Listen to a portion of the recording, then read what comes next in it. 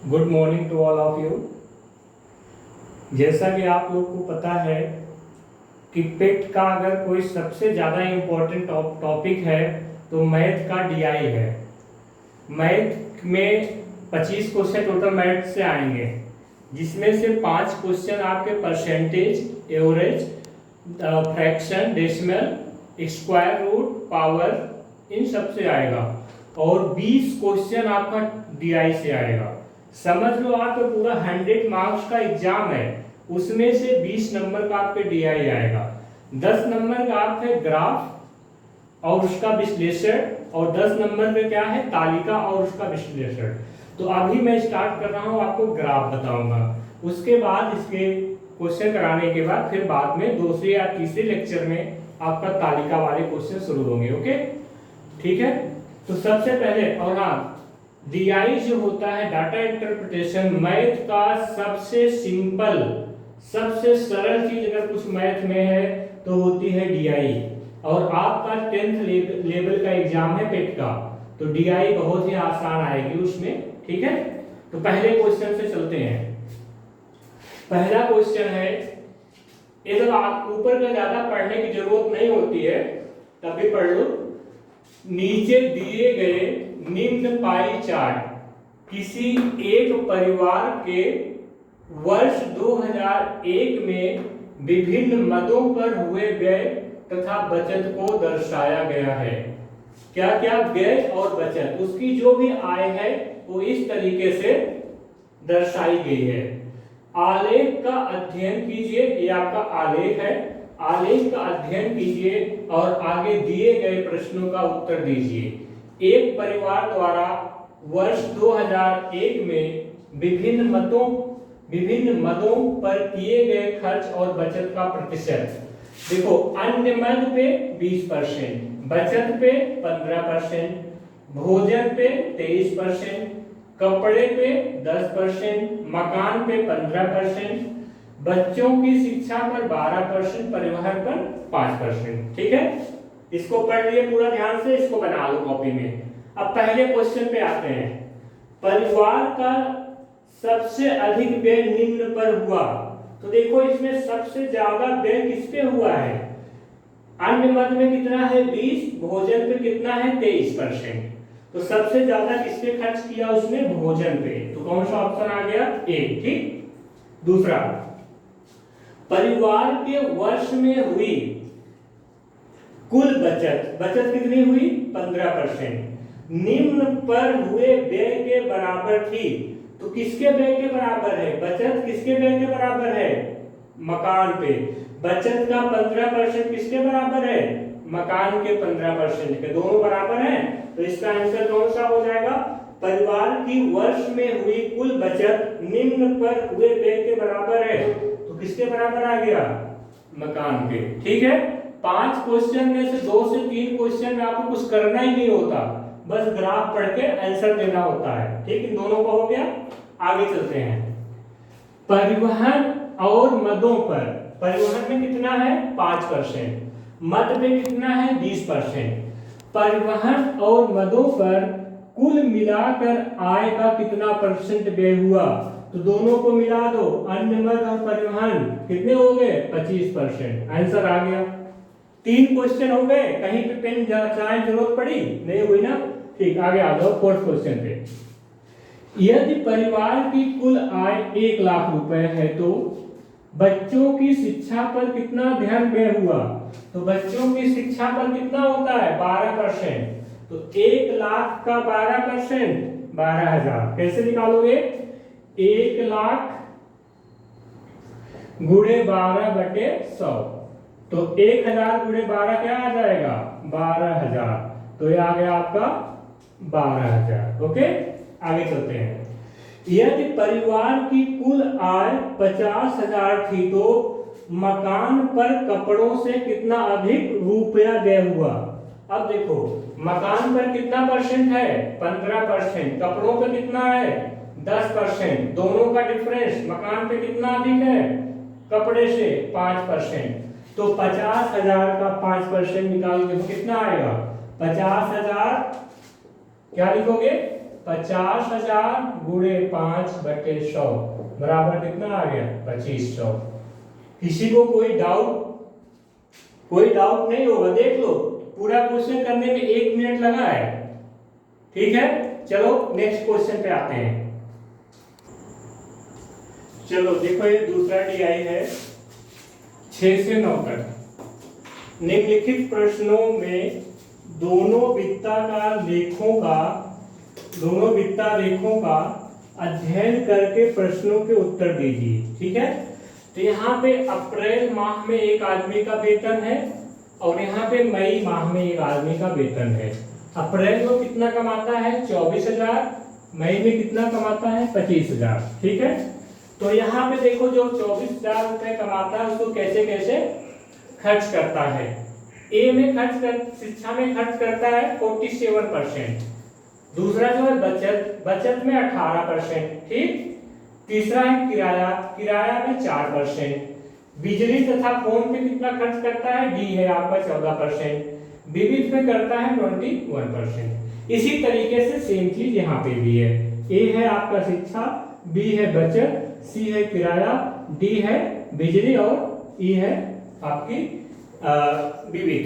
ठीक है, पहला क्वेश्चन पढ़ो। पहले आप लोग वीडियो को पॉज करो और सारे क्वेश्चन करो चालू। ठीक, देखो अप्रैल माह में वेतन से शिक्षा कितना है 47%। किराना कितना है 4%। और बचत कितना है, बचत कहाँ पे है बी 14%। पर खर्च की गई राशि का औसत कितना होगा। औसत क्या होता है, जैसे मान लो तीन आदमी है, 3 आदमियों के अगर एज का औसत निकालना हो तो क्या करोगे, तीनों के एज को जोड़ के 3 से भाग दे दोगे। तो पहले देखो कि अप्रैल माह में इन तीनों में मिला के कुल कितना पैसा खर्च हुआ है। तो कितना निकालोगे, सबसे पहले ए पे कितना हुआ 47%, तो कुल खर्च 47% हो गया आपका शिक्षा पे।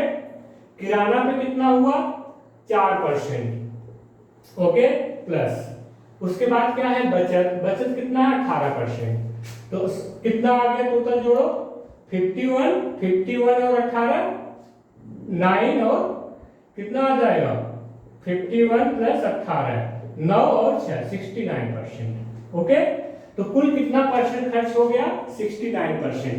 अब जो इसका पैसा है, पैसा क्या है 24,000, तो 24,000 का 69% निकाल दें तो इन तीनों पे खर्च आ जाएगा, लेकिन उसका क्या निकालना है औसत निकालना है। तो क्या करते हैं भाग देते हैं। तो कैसे निकालेंगे इसे 24,000 गुणे 69/100 कितना पैसा खर्च हुआ। ठीक, अब इसका औसत निकालना है, किससे कर दें भाग 1/3 से। ओके, तो 1 0 यहाँ से कट गया, 1 0 यहाँ से कट गया, इसको काट दो 3 8 24 तो 80 आ गया। अब इसका गुणा कर दो तो 0 9 8 72 7 8 6 48 2 50 और 5 55 5500। तो कितना आ गया 5,520 रुपए। तो कौन सा ऑप्शन दिया है लास्ट ऑप्शन, डी ऑप्शन सही है। ओके, अब दूसरा क्वेश्चन पढ़ो और दूसरा क्वेश्चन सॉल्व करो आप लोग जल्दी से।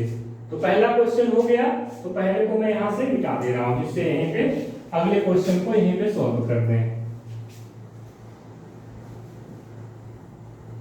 दूसरा क्वेश्चन देखो, मई के वेतन से किराना, किराना क्या है सी कितना है 14%। ठीक है, मई के वेतन से किराना तथा बिजली कितना है डी कितना है 9% पर कितनी राशि खर्च की गई है। तो बहुत आसान है, मई का वेतन कितना था 25,000, तो मई में किराना पे कितना खर्च किया, किराना 25,000 गुणे किराना मतलब सी का कितना 14% बटे 100, तो गुणा कर दो तो क्या आ गया 0 14 पचे 70 60 14 दूना 28 और 60 3500 रुपए। तो ऑप्शन देखो किसमें है 3500, कहीं पे है यहाँ पे है, दूसरा निकालने की जरूरत ही नहीं है। ऐसा नहीं है कि आपको ऑप्शन मिल गया तो आप दूसरा भी निकाल रहे हो, देखो आपको मई मई में किराना कितना आ गया 3500, तो 3500 जो कहाँ है यहाँ पे 6250, 3360, 960, 5040, 3500, 2250 और कहीं नहीं है, सिर्फ यहाँ पे है। तो इसको आंसर मार के आगे बढ़ जाओ, आपका सही हो जाएगा।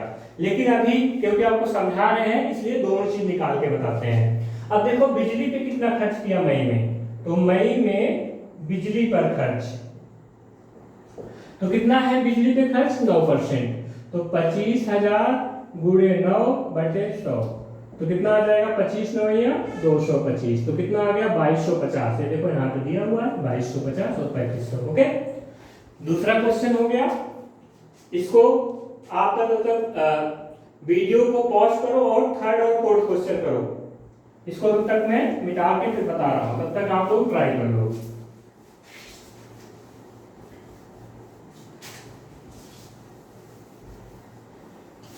नेक्स्ट क्वेश्चन देखो, अप्रैल महीने के वेतन से बचत की गई राशि। तो अप्रैल महीने का वेतन कितना था 24,000, तो यहां से कितनी राशि बचत की गई बी 18%। तो इसको निकाल दो, देखो अभी निकालने की जरूरत नहीं है, आगे देखो।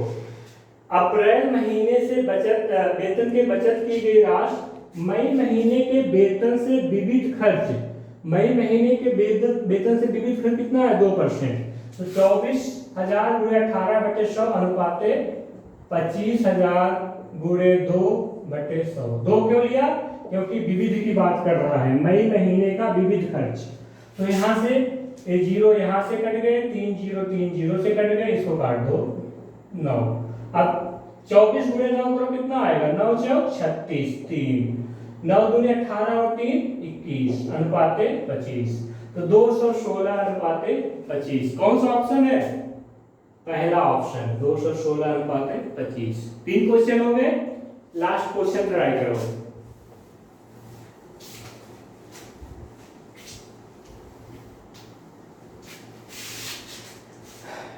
अगला वाला क्वेश्चन थोड़ा सा अच्छा क्वेश्चन है, इसे ट्राई करो। अप्रैल महीने की तुलना में, तुलना किससे हो रही है अप्रैल महीने में, अप्रैल महीने की तुलना में मई महीने में शिक्षा के खर्च में कितने प्रतिशत की वृद्धि हुई। तो देखो अप्रैल महीने में शिक्षा पे कितना व्यय हुआ है, क्या लिखेंगे अप्रैल में शिक्षा पर व्यय कितना आ जाएगा 24,000 गुणे शिक्षा पे कितना है 47% बटे 100। इसको गुणा कर लेना, गुणा करो कितना आ रहा है 0 आ जाएगा। 47 दुनिया 94 इंटू 2 188 का 8 18 रहेगा हाशिए। 47 दुनिया 94 और 18 94 और 18 कितना आ जाएगा 104 104 8 112, कितना रुपए आ गया। ओके, अब मई महीने में शिक्षा पे खर्च, तो मई माह में शिक्षा पर व्यय, तो मई माह में कितना कमा रहा है 25,000 और खर्च कितना कर रहा है शिक्षा पे 50%, तो 50/100, तो कितना आ जाएगा 12,500। ठीक है, अब देखो तुलना किससे हो रहा है अप्रैल माह से, तो नीचे क्या लिखा जाएगा अप्रैल माह, तो क्या लिखेंगे कितना बढ़ गया 12,500 माइनस 11,280। कंपेयर हो रहा है, तुलना किससे हो रही है अप्रैल से। नीचे क्या लिखा जाएगा, जिसको ना समझ में आ रहा हो परसेंटेज की दूसरी नंबर वाली वीडियो मेरी देख लेना, जिससे कंपेयर किया जाता है उसे कहां लिखते हैं नीचे लिखते हैं। तो 11,280 गुणे 100। अब यहां से माइनस करो कितना आएगा, यहां से आ रहा है 720 और यहां से आ रहा है 500, कितना आ गया 7 5 1220 गुणे 100 बटे 11,280। ठीक है, यहां तक ठीक। अब इसको थोड़ा सा काट लेते हैं, देखते हैं क्या क्या हो रहा है। इसको पहले 0 0 काट दो, अब किससे काटें 4 से काट दें, पहले 2 से काट लेते हैं। 6 1, इसको काटो 2 बचे 10 1 12, 2 6 12, 2 4 8। अब 4 से कटेगा, 4 से काट दो, 4 25 में 100, 4 एकम 4, 4 चौक 16, 4 एकम 4। अब इसका गुणा कर लो, कितना आ रहा है 61 इंटू 25, 25 इंटू 1 25, हासिल लगा दो, 25 छक्का 150 और 2 कितना आ जाएगा 152 बटे कितना आ गया 141। अब देखो ऑप्शन पे आओ, 10% से कम, 12% से ज्यादा, 20% और 10% से 11% के बीच में। अगर हम नीचे वाले में 10 का गुणा करें तो क्या आ जाएगा 1410। तो अभी क्या है, नीचे कम है ऊपर ज्यादा है, इसका मतलब 10% से ज्यादा आंसर आएगा। ठीक, अब देख लो कहीं 12 13 तो नहीं आएगा, तो इसके लिए इस नीचे वाले में 11 से गुणा कर लो, 11 से गुणा करो, 11 करना 11, हासिल लगा 1, 11 से 44 और 1 45, हासिल लगा 4, 11 करना 11 4 15। तो ये वाला ज्यादा हो गया, इसका मतलब आंसर जो आएगा वो क्या आएगा 10 से 11 के बीच में। 10 से गुणा कर रहे हैं इससे कम और 11 से गुणा कर रहे हैं इससे ज्यादा, इसका मतलब जो आंसर होगा वो क्या होगा 10 से 11 के बीच में होगा। तो भाग देने की कोई जरूरत नहीं है, आपका आंसर क्या आ जाएगा 10.82। तो आंसर कितना आ जाएगा 10.82 जो ऑप्शन में दिया हुआ है, और आपका डी ऑप्शन सही हो जाएगा। ठीक, चलो अगले ऑप्शन पे अगले क्वेश्चन पे आते हैं। चलो नेक्स्ट डीआई पे आते हैं। निम्न वित्त रेखा में एक परीक्षा में विभिन्न विषयों में अनुत्तीर्ण छात्रों की संख्या दर्शाया गया है। अनुत्तीर्ण छात्रों की कुल संख्या कितनी है 500 है। इसका अध्ययन करके नीचे दिए गए प्रश्नों का उत्तर दीजिए। ओके, पहला देखो, पहले गणित में 30% अनुत्तीर्ण हुए हैं, भाषा में 36%, विज्ञान में 32%, अन्य में 2%। ठीक है, पहला क्वेश्चन, विज्ञान में अनुत्तीर्ण छात्रों की संख्या विज्ञान में कितने हैं 32%। अन्य सभी विषयों में अनुत्तीर्ण छात्रों की कुल संख्या से कितनी कम है। देखो अब इसको कैसे करेंगे, विज्ञान में हो गए 32, अन्य सभी में कितने हो जाएंगे, टोटल 100 होता है। अगर विज्ञान में हुए 32 तो अन्य सभी में कितने होंगे 100 माइनस 32 इक्वल टू 68। तो मतलब विज्ञान में कितने पास हुए 32%, अन्य सभी में 68%। यहां तक की बात ठीक है। तो इससे विज्ञान वाला कितना कम है 68 माइनस 32, तो कितना आ जाएगा 36%। इसका मतलब अगर हम 500 का 36% निकाल दें तो उतना ही आंसर आ जाएगा जो विज्ञान में कम होंगे किससे, सभी से। तो क्या लिखें 500 गुणे 36/100, तो 36 से पंजे कितना आ जाएगा 180। ये बात सबको समझ में आई। देखो कह रहा है कि विज्ञान में अनुत्तीर्ण छात्र, सभी विषयों में अनुत्तीर्ण छात्र से कितने कम है, तो सभी विषयों का निकालोगे तो कितना आएगा 68। आप चाहे तो ऐसे भी निकाल सकते थे, कैसे 500 गुणे 68/100, ये सभी विषयों का आ जाता, माइनस विज्ञान वाले का 500 गुणे 32/100। अब देखो ये वाला पार्ट आपका कॉमन हो जाएगा, 68 माइनस 32 कितना बचेगा 36 ही बचेगा। तो इस एक स्टेप से बचने के लिए हम इसको डायरेक्ट कर लेते हैं। ओके, यहां से करोगे तब भी आपका आंसर वही आएगा 180। तो 180 कौन सा ऑप्शन है, सी नंबर। एक क्वेश्चन हो गया, वीडियो पॉज करो और नेक्स्ट 3 क्वेश्चन आप लोग जल्दी से ट्राई करो, 2 मिनट में हो जाएंगे। वीडियो पॉज करके ट्राई करो।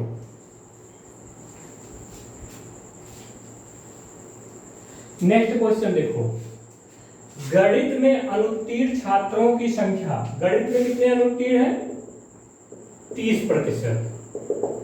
भाषा में अनुत्तीर्ण छात्रों की संख्या, भाषा में कितने हैं, यहाँ पे देखो कितने हैं 36%। तो इससे कितना कम है 6%। तो 500 का 6% निकाल दो तो संख्या आ जाएगा, तो कितना आ जाएगा 30। कौन सा ऑप्शन है, सी। देखो ये संख्या पूछ रहा है, परसेंट नहीं पूछ रहा है।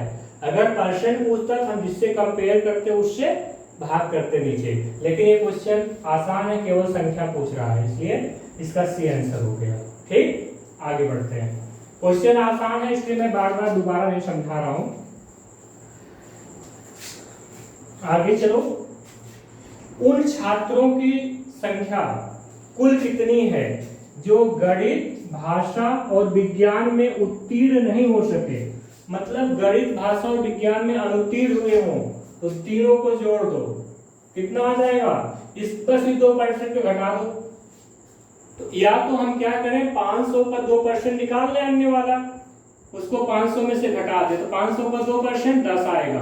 तो 500 माइनस 10, 490 विद्यार्थी ऐसे हैं जो इन तीनों में फेल हैं। दूसरा क्या हो जाएगा, सेकंड मेथड क्या होगा कि 500 पूरा तीनों को जोड़ लो, कितना आ जाएगा? 98 इंटू 98% इंटू 100, इसको गुणा करो, 8 पंजे 40, 9 पंजे 45, 4 49, 490 छात्र। तीनों विषयों मिला कितने छात्र फेल हैं? 490, बी ऑप्शन। ठीक है, सबको समझ में आया? पहला मेथड क्या था, इन तीनों का 98 था, अन्य कितने थे? 2, तो 500 का 2% निकालो, 10 आ गया, 500 में 10 घटा दो, 490, पहला मेथड। दूसरा मेथड क्या करेंगे, इन तीनों का निकालो 98%, 490 आ जाएगा। ठीक, नेक्स्ट क्वेश्चन पे आते हैं, इसके बाद वाले पे।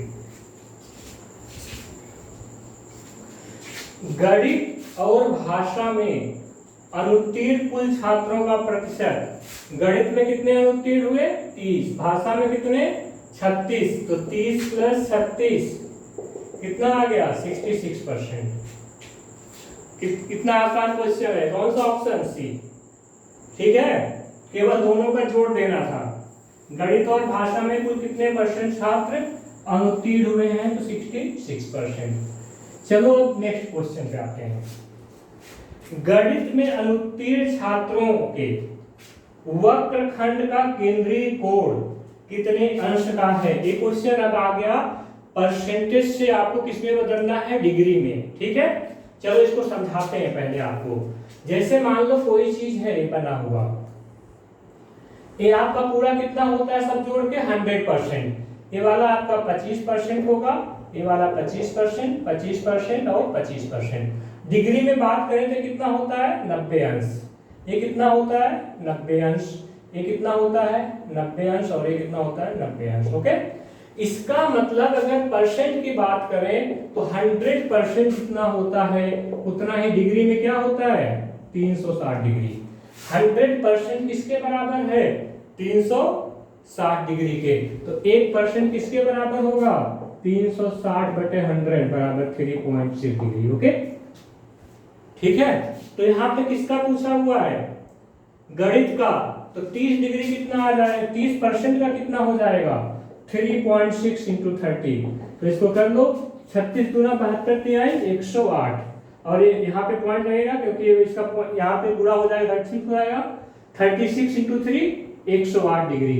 ठीक, ओके, ठीक है, जिसका डी ऑप्शन हो गया। अच्छा ये बताओ, आपको मान लो कन्वर्ट करनी है कुछ चीजें। मान लो आपको बताना है कि 20% में कितने डिग्री होंगे? 20% में कितना डिग्री होगा या कितना कोण होगा, कितना डिग्री होगा? तो कैसे निकालेंगे? 100% में कितना होता है? 360 डिग्री। तो 1% में 360 बटे 100, तो 20 में कितना हो जाएगा?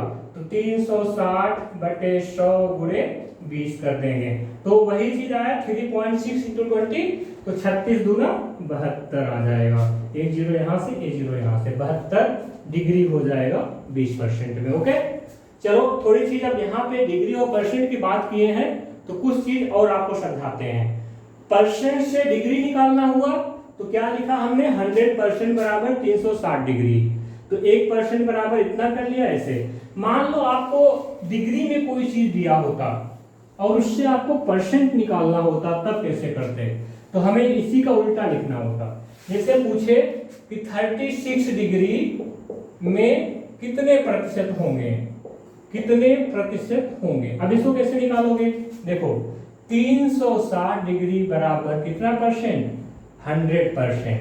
तो 1 डिग्री बराबर 100/360, इतना परसेंट।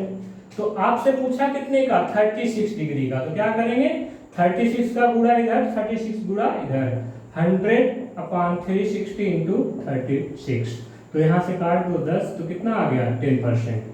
कोई भी चीज पूछ सकता है कि 54 डिग्री में कितने परसेंट, 18 डिग्री में कितने परसेंट, 72 डिग्री में कितने परसेंट। तो आपका सेम चीज है लिखना है, 360 डिग्री में 100%, 1 डिग्री में 100/360। तो जितने में पूछे उतने में दोनों साइड गुणा कर लो। ये आपका बहुत ज्यादा इंपॉर्टेंट है। कल जितने भी डीआई के क्वेश्चन सॉल्व होंगे वो सारे के सारे आपके डिग्री वाले होंगे। ओके, आप लोग एंजॉय किए होंगे। अब बस आप लोग से एक रिक्वेस्ट है कि चैनल को सब्सक्राइब करिए और अपने दोस्तों को भी सब्सक्राइब कराइए। ओके, ठीक है, लाइक करें, सब्सक्राइब करें और अपने दोस्तों को भी शेयर करें। चलिए, ओके, बाय बाय, कल मिलते हैं।